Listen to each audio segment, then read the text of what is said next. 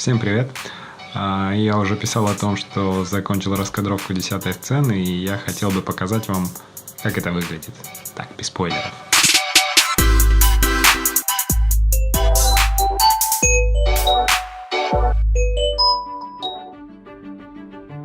Одна из страниц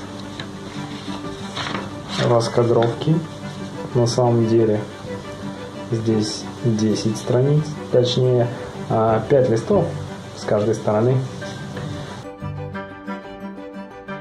Я рисую, можете видеть, не в рамках страницы, а просто накидываю кадры, читая сценарий по порядку. Вот сейчас покажу, сколько кадров входит в одну 10-ю сцену. Это одна из больших сцен. Много.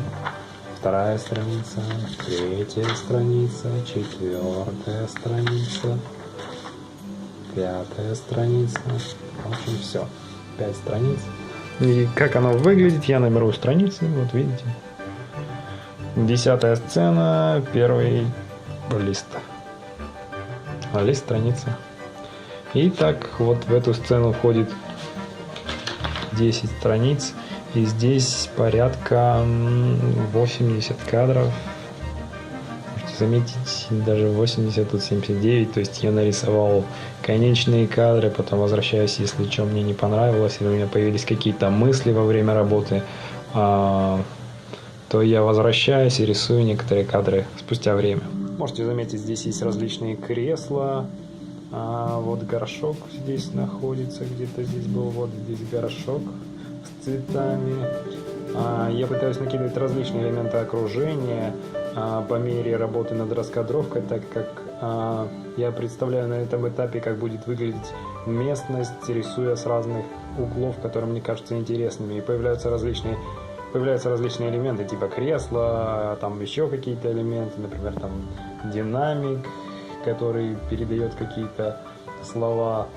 То есть по мере работы наполняется визуальное повествование, ты как будто бы погружаешься в историю, смотришь, что же там находится, где я что еще не видел. Конечно, на этом этапе мы можем еще не до конца определиться, как будет выглядеть окружение, но все-таки мы по чуть-чуть продвигаемся и понимаем, где мы находимся, где находится наш персонаж, как он взаимодействует с предметами, как он реагирует на происходящее. Как я говорил ранее, раскадровку в общем я разделяю на 2 этапа, то есть саму раскадровку и разлистовку. Это момент, когда я пытаюсь вот эти все кадрики расставить в рамках комиксной страницы, чтобы это выглядело более понятно и эффектно при прочтении.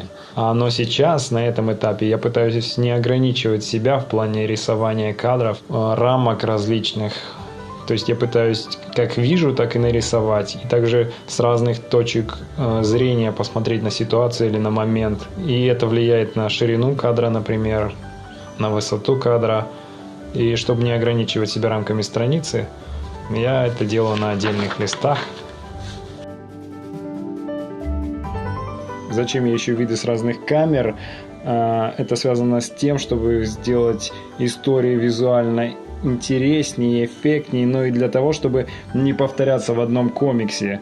Потому что когда рисуешь более 100 кадров, не обязательно в одной сцене, попадаются похожие планы, и чтобы избежать повторений, приходится искать что-то новое, какие-то новые ходы, чтобы зритель не скучал и чувствовал глубину эмоций, проникался к персонажу, сочувствовал и смеялся над персонажем или вместе с персонажем, там, где это необходимо.